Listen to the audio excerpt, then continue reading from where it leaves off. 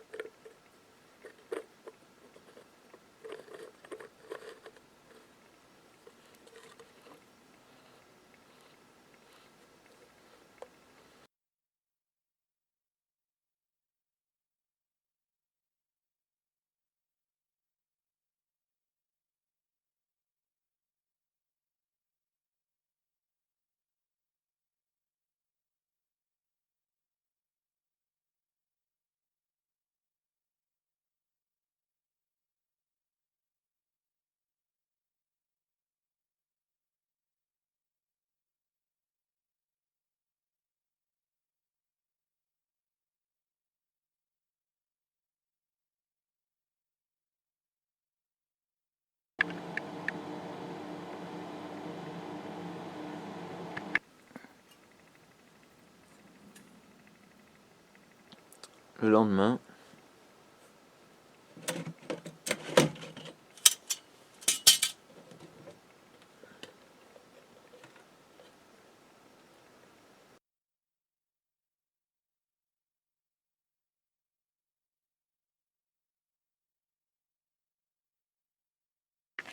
ok, donc j'ai le bois broyé fin et puis là j'ai du bois broyé plus gros et puis je vais mettre le bois broyé fin au fond ici jusqu'au tube parce que j'ai peur que le bois broyé fin il laisse pas passer les gaz suffisamment vite, il soit trop fin, donc voilà.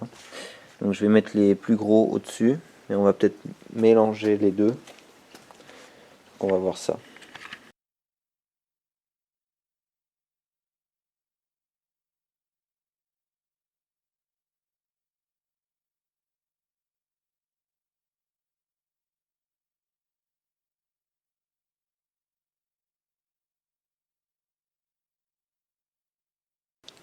Ok, on va faire un test, on va souffler à travers pour voir la résistance.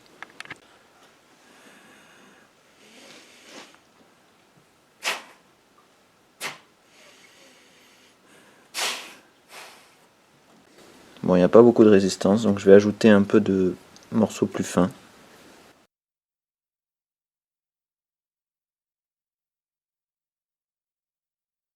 Donc je sais que certains d'entre vous sont impatients de voir les tests donc sur la couleur de la flamme, l'efficacité du moteur et du gazogène, la diminution en puissance du moteur avec le gaz de bois et la consommation de bois ou de charbon. Voilà, donc ça je sais, mais en été malheureusement les nuits sont courtes et pour faire le test de couleur de flamme il faut le faire fonctionner la nuit ou le soir.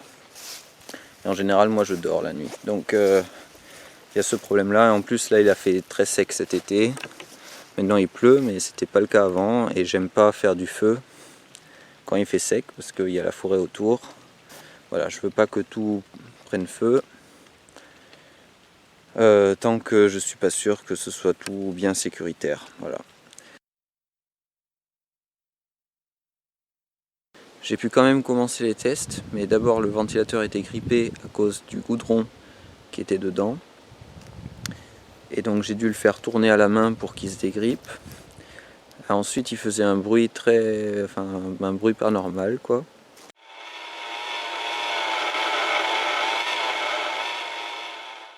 Donc j'ai quand même pu montrer qu'il y avait une différence de couleur de flamme entre avec du bois et avec du charbon.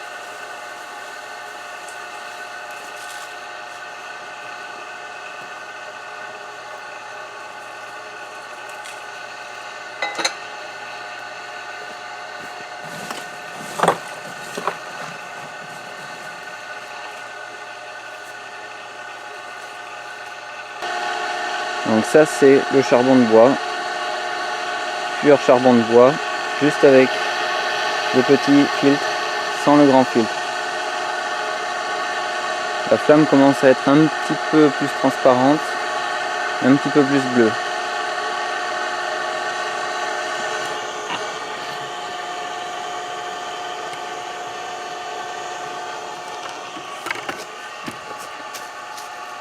On va essayer l'autre embout.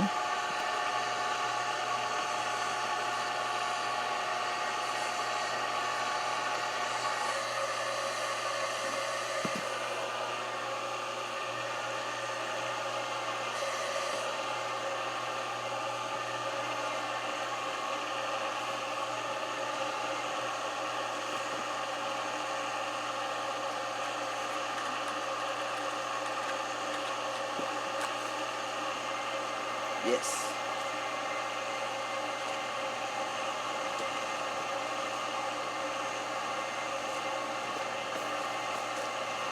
Donc le ventilateur s'est cassé. Donc une chose pour laquelle je suis content, c'est qu'il n'y a vraiment pas beaucoup de goudron là-dedans. Il y a quelques petites gouttes. Donc le bord là, ça vient juste du truc que j'ai vissé dedans. Hein. Et donc il y a juste quelques gouttes, et je pense que les gouttes elles viennent plutôt du ventilateur qui lui contenait encore beaucoup de goudron des autres fois.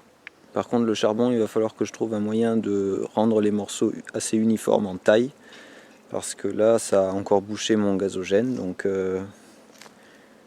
voilà, donc on voit quand même que la flamme est plus bleutée avec le charbon et que le charbon produit moins de particules, c'est-à-dire moins de fumée. Et on voit aussi, par contre j'ai l'impression qu'il produit plus de chaleur. Donc Enfin bon, en tout cas, il y a tout ça à prendre en compte quand on fabrique un gazogène. C'est-à-dire, si on veut un gazogène qui fait peu de fumée, c'est mieux de le faire avec du charbon. Mais à ce moment-là, il faut peut-être refroidir davantage. Enfin, je sais pas, mais bon.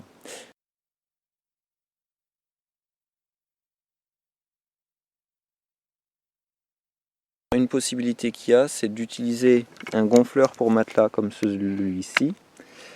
Donc c'est un moteur 12 volts.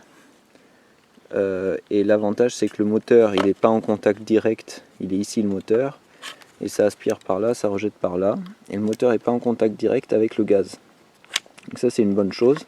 Donc il risque peut-être moins de se gripper. Après, ça coûte pas cher et ça a quand même une bonne puissance. Et comme c'est un système centrifuge comme ça a une haute pression. Donc parce que quand on cherche des systèmes comme ça, centrifuges un peu plus gros, un peu plus costauds, ça devient très cher très rapidement. Celui-ci, soi-disant, il ne faut pas l'utiliser plus de 20 minutes et il ne faut pas le mettre dehors. Donc ça, c'est des inconvénients quand même. Mais il souffle très très bien, donc je vais vous montrer ça là. Après ça, on voit que